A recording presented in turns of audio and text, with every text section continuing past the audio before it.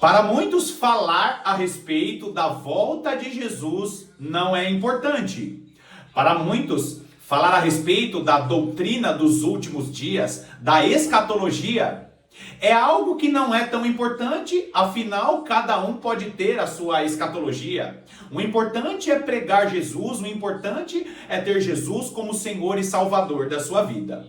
Muitos ignoram a verdadeira escatologia por achar que a doutrina do final dos tempos é uma doutrina que é flexível e a igreja pode crer em qualquer coisa, quando na realidade não conhecer a respeito da doutrina do final dos tempos vai fazer com que muitos cristãos sofram e estejam cegos para as coisas que estão acontecendo.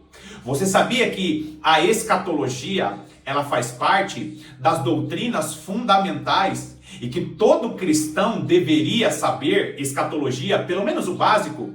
Quer um exemplo disso? Eu já mencionei aqui no canal a respeito das doutrinas elementares, que são ensinos que todos os cristãos deveriam saber.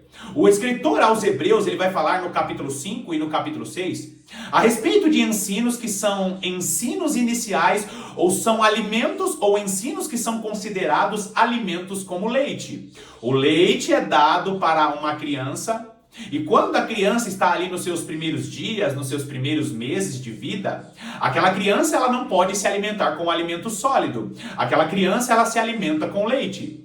E assim como todo cristão que nasce de novo, que todo cristão que nasce novamente, que recebe Jesus Cristo como Senhor e Salvador, todo cristão precisa receber um leite espiritual. O autor aos Hebreus vai chamar doutrinas a respeito do final dos tempos como doutrinas iniciais ou como leite. Você sabia que entre essas doutrinas fundamentais, entre essas doutrinas chamadas de leite, está a doutrina da ressurreição dos mortos e a doutrina do juízo eterno? Você sabia que a doutrina da ressurreição dos mortos e a doutrina do juízo eterno são ensinos escatológicos que está entre as doutrinas que o autor aos Hebreus chama de leitinho, chama de alimento inicial? Então, queridos, nós não podemos olhar para o ensino do final dos tempos ou para a escatologia como se não tivesse importância, ou nós não podemos relativizar a importância de meditar nas doutrinas dos últimos dias. Nós não podemos relativizar a importância de meditar na verdadeira escatologia. Porque, infelizmente, muitos cristãos já estão dormindo para o verdadeiro ensino do final dos tempos. Porque muitos servos do Senhor estão perdendo o seu tempo assistindo vídeos sensacionalistas a respeito de geopolítica, vídeos sensacionalistas que ficam fazendo suposições a respeito das coisas que estão acontecendo em Israel, vídeos sensacionalistas a respeito de um suposto templo que será criado e uma novilha vermelha que será sacrificada. Aquilo que é ritualístico hoje na nação de Israel não é importante para compreender o que está escrito na palavra de Deus.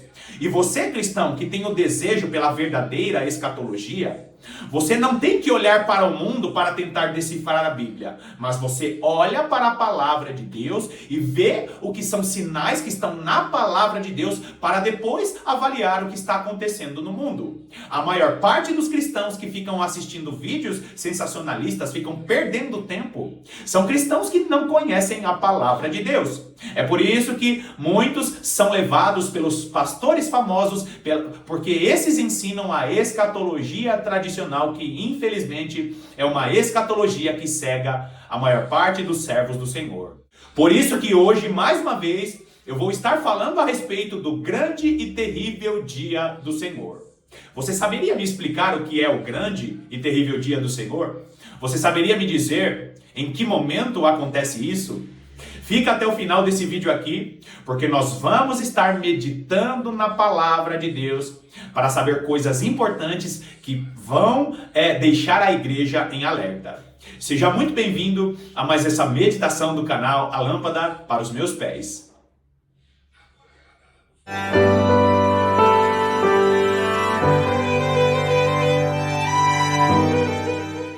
O último e grande derramar do Espírito do Senhor virá para trazer uma restauração sobre a igreja.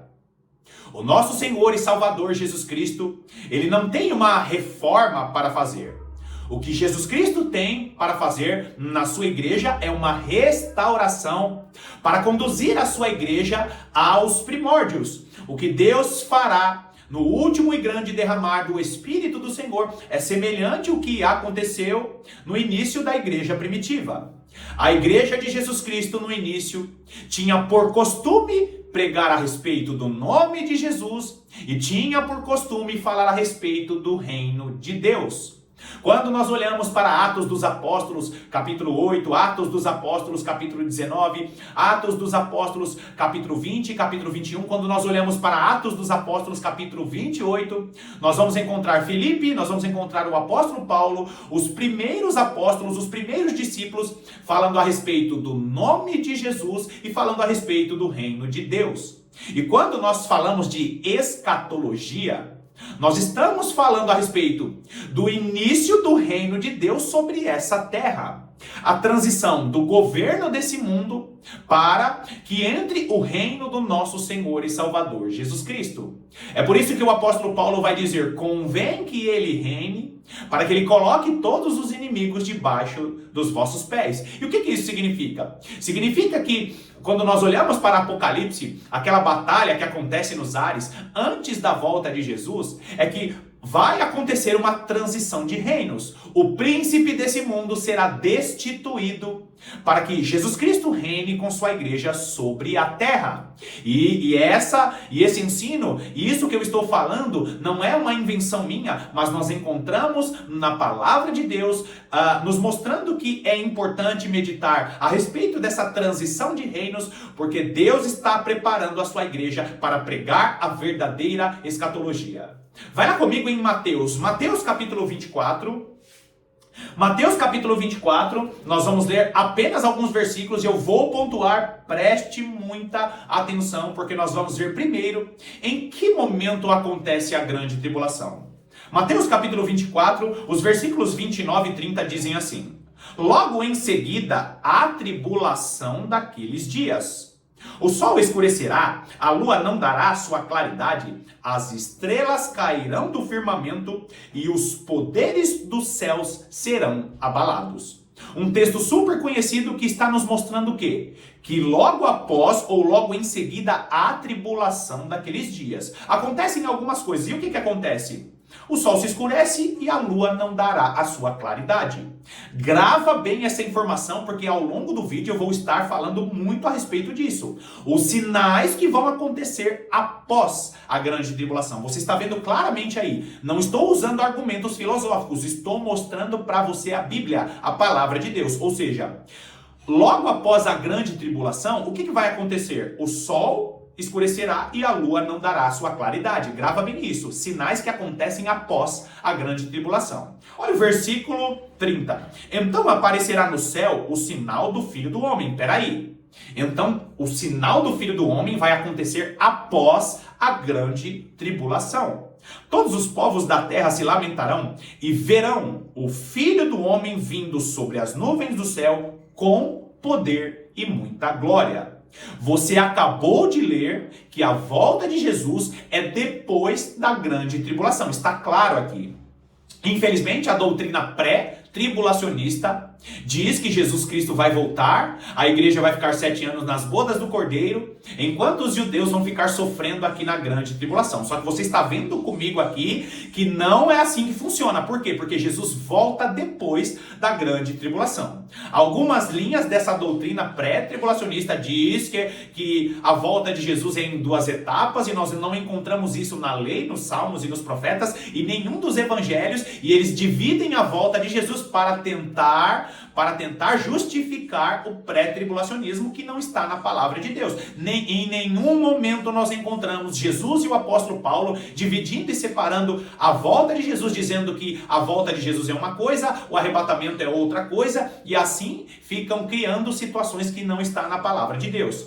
Basta você ler 1 Tessalonicenses capítulo 4, 1 Tessalonicenses capítulo 4, a partir do versículo 13, nós vamos encontrar ali o apóstolo Paulo falando claramente a ressurreição dos mortos, a volta de Jesus, a ressurreição dos mortos, a volta de Jesus e o arrebatamento acontecem ao mesmo tempo. Leia e medite com calma em 1 Tessalonicenses capítulo 4, a partir do versículo 13. Não podemos separar a volta de Jesus do arrebatamento. Agora, logo após a tribulação daqueles dias, vai acontecer o quê? O sol escurecerá, a lua não dará sua claridade, e o texto que você está vendo diz o quê? Então aparecerá no céu o sinal do Filho do Homem. Claramente, a volta de Jesus será depois da grande tribulação. Agora vai lá comigo em Marcos. O mesmo contexto, Marcos capítulo 13. Marcos capítulo 13, nós vamos ler apenas dos versículos 24 ao 26. Dos versículos 24 ao 26 diz assim: mas, naqueles dias, após a referida tribulação, o sol escurecerá, a lua não dará sua claridade. Olha os sinais de novo, não esqueça desses sinais. É importantíssimo para o que eu vou falar adiante. Por quê, queridos? Porque Deus deixou em sua palavra um mapa para que a igreja entenda que ela estará na grande tribulação. E que o grande e terrível dia do Senhor, ele começa na grande tribulação, mas o ápice do grande e terrível dia do Senhor vai acontecer depois da volta de Jesus. Então, após a referida tribulação, os sinais: o sol escurecerá, a lua não dará sua claridade. Olha o 25. As estrelas cairão do firmamento e os poderes do céu serão abalados. Principados e potestades serão destituídos, porque haverá um grande conflito nos ares, porque as regiões celestiais precisarão estar limpas para o encontro de Jesus com a igreja. Olha o versículo 26. Então o quê? Então, depois daqueles sinais, então verão o Filho do Homem vir nas nuvens com grande poder e glória. Você entende aqui que não existe separação?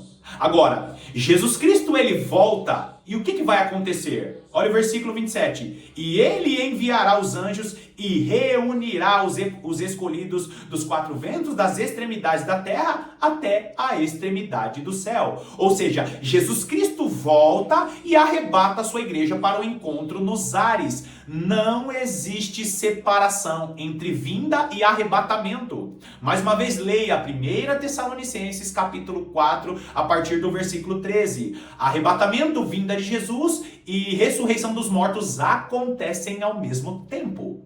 Agora, vai lá em Lucas. Lucas capítulo 21. Lucas capítulo 21. Nós vamos ler dos versículos 25 a 27, que diz assim: haverá sinais no sol, na lua e nas estrelas. Sobre a terra, angústia entre as nações, em perplexidade por causa do bramido do mar e das ondas.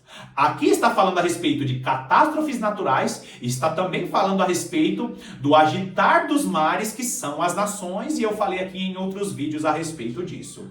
Agora, quando haverá sinais no sol, na lua e nas estrelas? Presta atenção, queridos. Versículo 26. Haverá homens que desmaiarão de terror e pela expectativa das coisas que sobrevirão ao mundo, pois os poderes dos céus serão abalados. Em que momento os poderes do céu serão abalados? Nos textos dos outros evangelistas eu falei e mencionei aqui. Quando a lua se escurecer, quando o sol se escurecer, a lua não dará sua claridade, são sinais que nós vamos ler em Apocalipse. Agora olha o versículo 27. Então se verá o Filho do Homem vindo numa nuvem com poder e grande glória. Jesus Cristo volta com poder e grande glória, e o livro de Apocalipse vai dizer que todo olho verá, ou seja, o arrebatamento e a vinda de Jesus não são momentos separados e não acontece de maneira secreta. Nós precisamos ter em mente que haverá sinais, e esses sinais, quando acontecerem esses sinais, Jesus Cristo volta. A volta de Jesus não será em um piscar de olhos. Quando você vai lá para 1 Coríntios capítulo 15, você descobre o quê? Que ali nos mostra que o que acontece em um piscar de olhos é a transformação dos corpos, no momento da ressurreição dos mortos. Basta você ler 1 Coríntios capítulo 15, a partir do versículo 50. O que vai dizer ali? O capítulo é dedicado para falar sobre a ressurreição dos mortos e não sobre arrebatamento.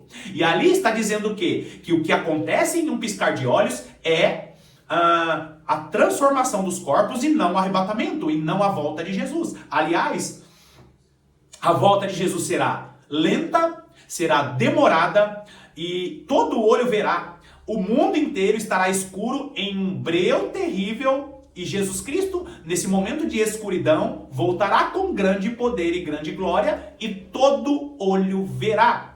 Arrebatamento secreto não é uma doutrina que está na palavra de Deus. Jesus Cristo virá com grande poder e glória, inclusive nós vemos isso em Zacarias capítulo 14. Leia todo o capítulo de Zacarias. Zacarias capítulo 14 vai dizer o quê? Que o Senhor virá com os seus santos, ou seja, todo olho verá. Nós vamos ler Apocalipse capítulo 11, a meditação sobre as duas testemunhas, e você que acompanha o canal sabe quem são as duas testemunhas. Ali vai nos mostrar o quê? Que quando acontecer das testemunhas serem chamadas para o céu, os povos verão e se lamentarão. As nações que estavam ali trocando presente, se alegrando, eles verão. Então, queridos, todo olho verá. Agora, por que eu estou te mostrando todas essas coisas e fazendo todas essas conexões? Porque quando nós olhamos para a palavra de Deus e não olhamos para a geopolítica, essa geopolítica que é sensacionalista, que é só para ganhar like, quando nós olhamos para a palavra de Deus, nós encontramos o quê? Que existem sinais que precisam acontecer antes da volta de Jesus Cristo. O grande e terrível dia do Senhor não é a grande tribulação, mas o grande e terrível dia do Senhor começa na grande tribulação. Porque o grande e terrível dia do Senhor é o dia da ira do Cordeiro. É quando Jesus Cristo estará julgando as nações, porque ele morre na cruz do Calvário como um cordeiro mudo, mas ele voltará como o leão da tribo de Judá. E você, cristão, precisa saber de todas essas coisas para saber, a partir daqui, explicar a sua fé. Porque nós cremos na palavra de Deus. E quando nós ficamos olhando apenas para a geopolítica, apenas para as coisas que estão sendo especuladas, sabe o que está acontecendo? As pessoas vão ficar olhando para essas especulações. Aqueles que não são crentes olham para as especulações e veem que nada está acontecendo. A palavra de Deus vai entrando em descrédito. Por quê? Porque as pessoas acreditam muito mais nas especulações e nos pastores famosos do que aquilo que está escrito na palavra de Deus. Continua lendo aí o texto comigo, agora vai lá comigo em Joel capítulo 2. Também é um texto que está conectado. Nós vamos ver que o nosso Senhor e Salvador Jesus Cristo, ele fala muito, ele cita muito o livro do profeta Joel, que é um livro extremamente escatológico. Aliás, a maior parte dos profetas são extremamente escatológicos, e quando nós vemos a escatologia no Novo Testamento, nós precisamos conectar essa escatologia com a lei, com os salmos e os profetas. Joel capítulo 2, nós vamos ler a partir do versículo 28. Queridos, é um texto super conhecido, mas eu preciso que você conecte com as palavras de Jesus mencionadas nos evangelhos. Versículo 28. E acontecerá depois. Acontecerá depois do quê? Você precisa conhecer o contexto de Joel capítulo 2. Joel, ele está falando para a nação de Israel, dizendo, olha, tem uma promessa da restauração de Israel. E Israel será chamada de uma Israel restaurada. Ele começa a fazer a transição do Israel da antiga aliança para o Israel espiritual, que é o Israel da nova aliança. E ele começa a dizer, chorem os sacerdotes do Senhor, chorem os ministros do Senhor entre o alpendre e entre o altar. Por quê? Ele pede o arrependimento, ele menciona o período do arrependimento em que as lideranças do Israel espiritual estarão buscando a presença de Deus, pedindo as chuvas serôdia, que são as últimas chuvas. Só que, queridos, nós temos que fazer essa conexão, por quê? Porque antes do último e grande derramar do Espírito do Senhor, vai acontecer a grande apostasia. E nós já estamos vivendo o princípio das dores, o período em que as pessoas colocam em descrédito a palavra de Deus, colocam em descrédito as revelações para os últimos dias, relativizam dizendo, não é importante, cada um pode ter a sua escatologia. Enquanto isso, Deus está despertando alguns servos específicos dizendo, olha para a lei, para os salmos e para os profetas, porque eu falei a respeito desses dias.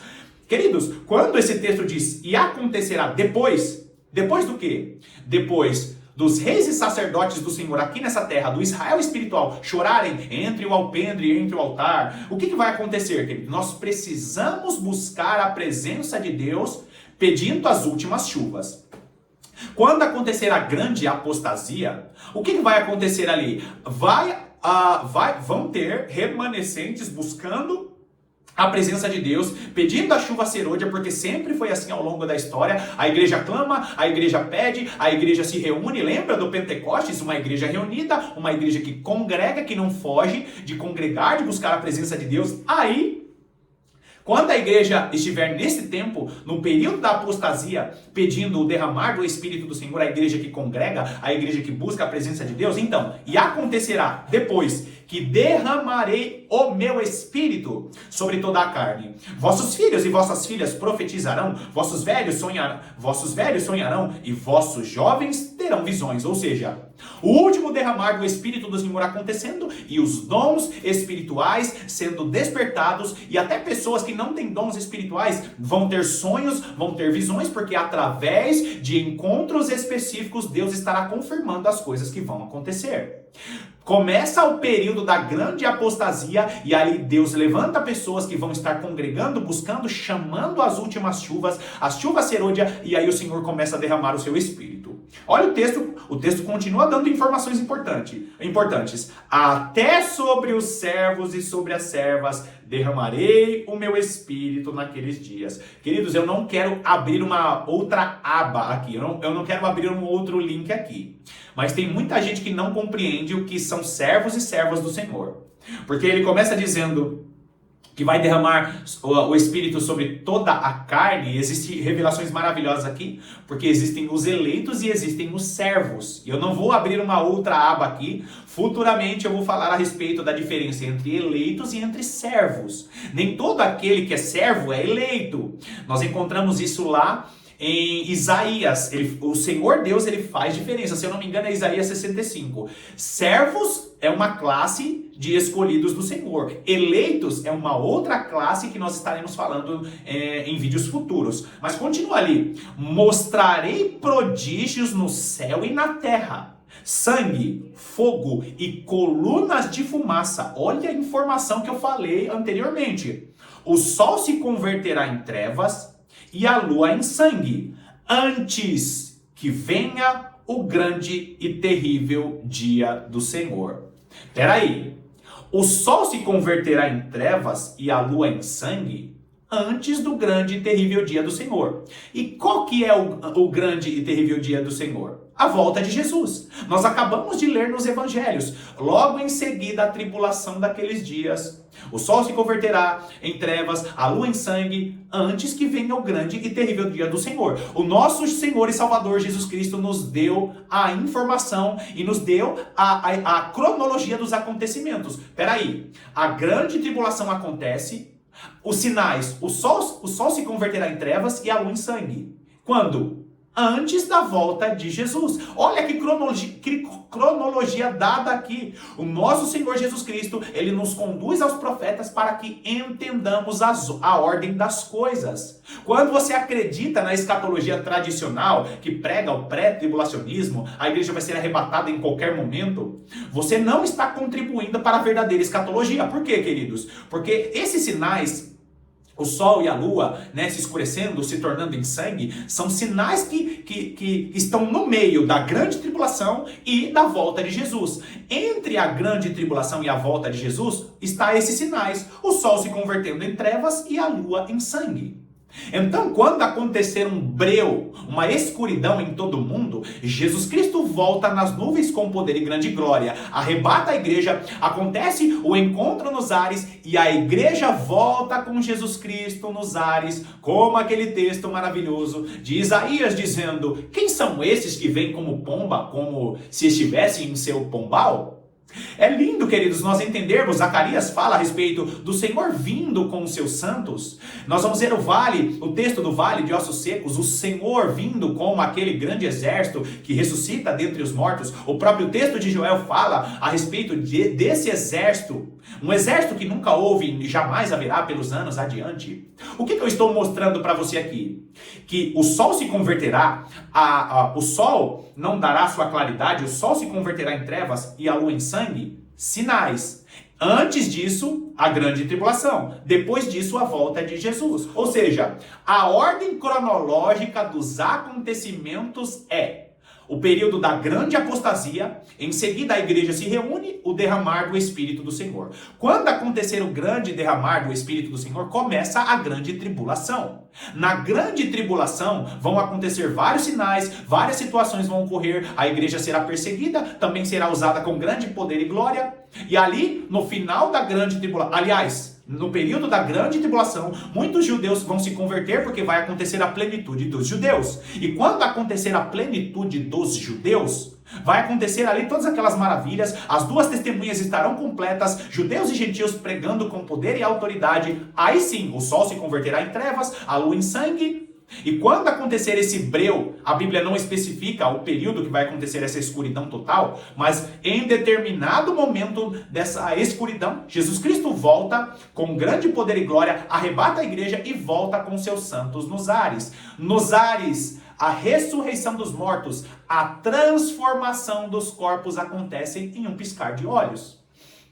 Então, queridos, o que nós estamos vendo aqui?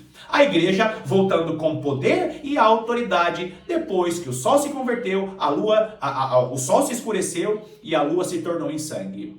Percebe, queridos, que a palavra de Deus, ela nos dá um mapa para que entendamos que o grande e terrível dia do Senhor é justamente a ira do Cordeiro, quando o Senhor estará reunindo as nações, a batalha de Gog e Magog, para pisar as nações no lagar de sua ira. Agora vai lá comigo em Joel, continua comigo em Joel, vai comigo em Joel dos versículos 1 ao 4, presta atenção aqui.